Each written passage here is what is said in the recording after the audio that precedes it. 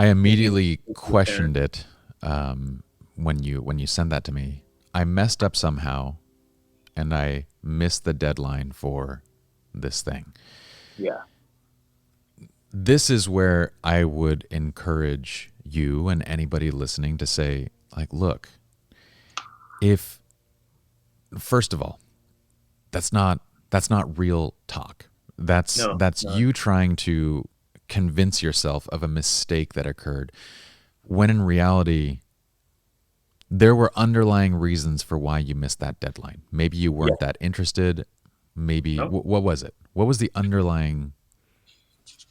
I think the underlying thing was fear.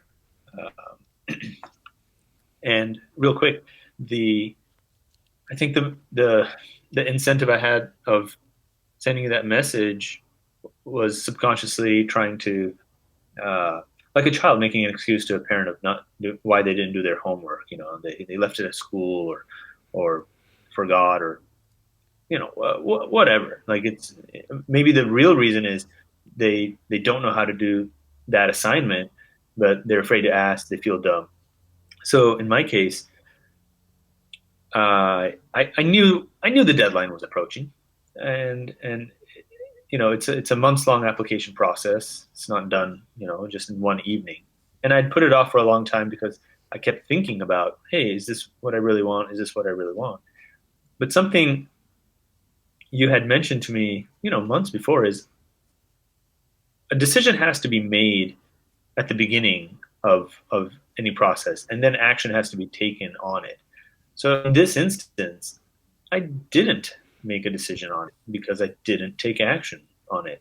And when the end came, I kind of wanted to make an excuse, pretending as if I had made a decision, but I wasn't able to fulfill it.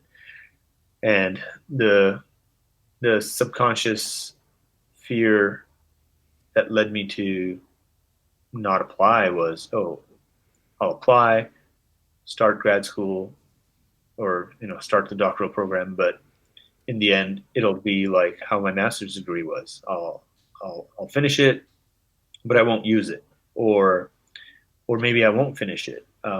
Real quick, it was when I was thinking about doing it. It reminded me of a guy I knew in New York. He he got it. He got a degree as a what did he do? He oh he was a chiropractor. Well, he went to chiropractic school and he tried to become a chiropractor, but being a chiropractor is also being a small business owner. He wasn't very good at it. He tried it out for a while and it failed. And then he ended up working in a hospital as a brain scan imaging tech. So he was kind of a guy who was down on himself for going to chiropractic school and not using it. And I kind of saw myself in a similar way. I didn't want to be someone who went and got a doctoral PhD, but didn't have a vision for afterwards what I'm going to do with it. There's a very big difference between missing a deadline versus not being interested enough to make that deadline a priority. Correct. Um, there's a very big difference between you know not quite making it, or like you said, being fearful of where this thing is going to lead. Is it going to be another dead end type thing?